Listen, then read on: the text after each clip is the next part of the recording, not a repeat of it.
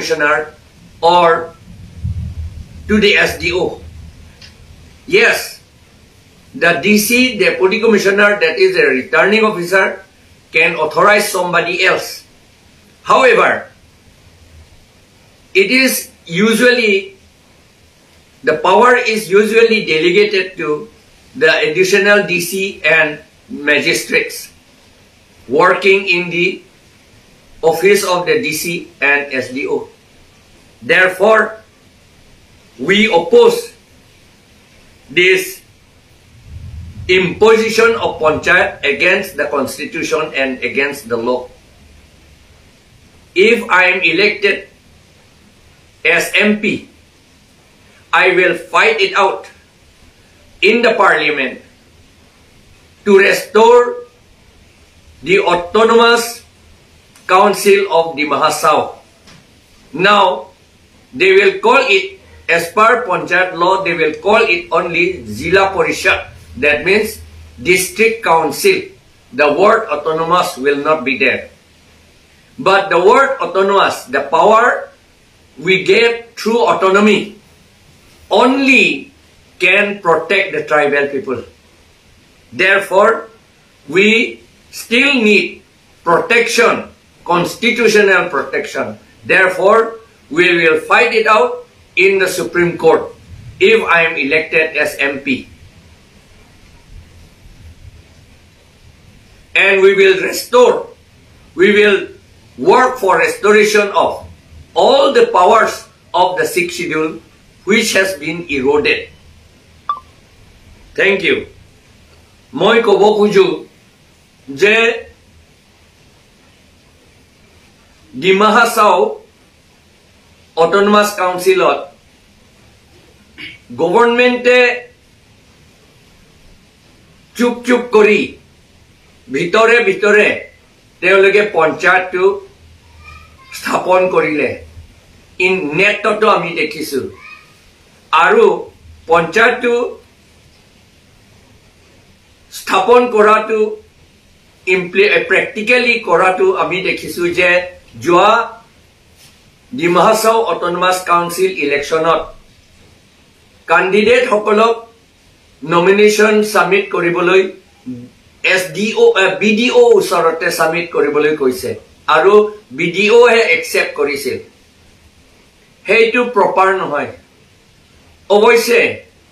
returning officer, that is deputy commissioner but district commissioner authorize koribo pare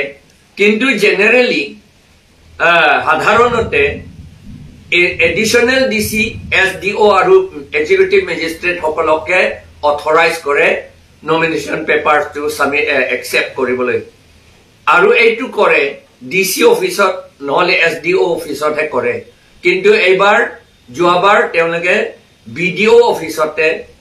nomination paper submit korise eitu illegal kotha eitu law mote eitu thik hoa nai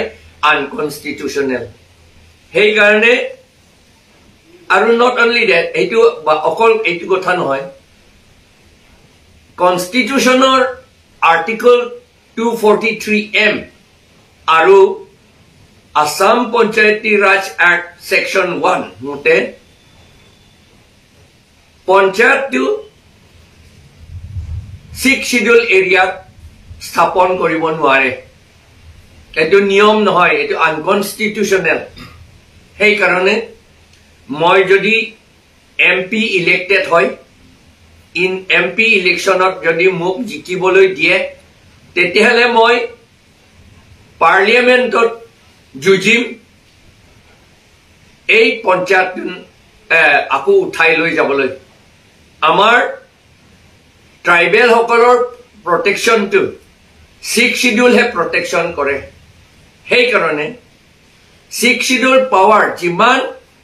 atorai dile hei bilak gutei khini aku উদ্ধার কৰিবলৈ মই চেষ্টা কৰিম আৰু লাগিলে মই হাই court বা supreme কোৰ্টত case file কৰিম মই যদি জিকু এমপি এইটোহে কথা আৰু এটা কথা আছে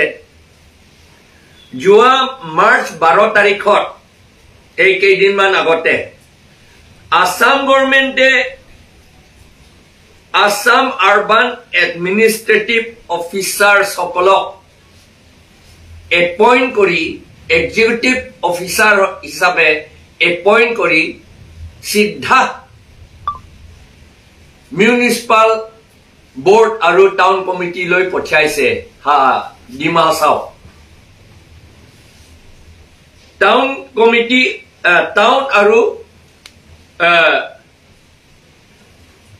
টাউন আৰু কিবা কান্ট্ৰি প্লানিং এইবিলাকটো ট্ৰান্সফাৰ্ড সাবজেক্ট হয় MOU 1995 মতে ট্ৰান্সফাৰ্ড সাবজেক্ট হয় আৰু এইটোটো আমাৰ ডিস্ট্ৰিক্ট কাউন্সিলৰ কাম এইটো অটোনমাস ডিস্ট্ৰিক্ট কাউন্সিলৰ কাম Assam Urban Administrative Service to Baru Assam Public Service Commission select korise examination conduct korisil aru select korisel thik ase gazetted officer heibo kintu appointment to the service to have Assam government de koribo pare Assam government de siddha appointment posting to koribo nware placing to koribo nware Assam government de appoint kori pelai jiman officer ase jiman lage eitu chief executive member Dima Hasao Autonomous Council loi he nam bilak pothabo lage aru chief executive member Dima Hasao Autonomous Council e kuntu municipal board kuntu town committee posting koribo teo he decision loi pelai posting koribo lage ei gane jitu Assam government eitu korile eitu amar Dima Hasao Autonomous Council or power to karhinise 6 schedule of power to karhinise nosto korise hei karone ami eitu oppose koru enekwa to kora usit nohoy karon 6 schedule to he আমি আকৌ কৈছো যে 6 schedule তে হে আমাৰ tribal সকলক ৰক্ষা কৰে যদি 6 শিডিউল তে যদি ভাঙি দিয়ে তেতিয়াহলে আমাৰ ট্ৰাইবেল মানুহৰ থাকিব নোৱাৰি ট্ৰাইবেল মানুহে থাকিব নোৱাৰিব বহুত দুখীয়া হ'ব তেওঁলোকৰ অস্তিত্ব নাথাকিব ধন্যবাদ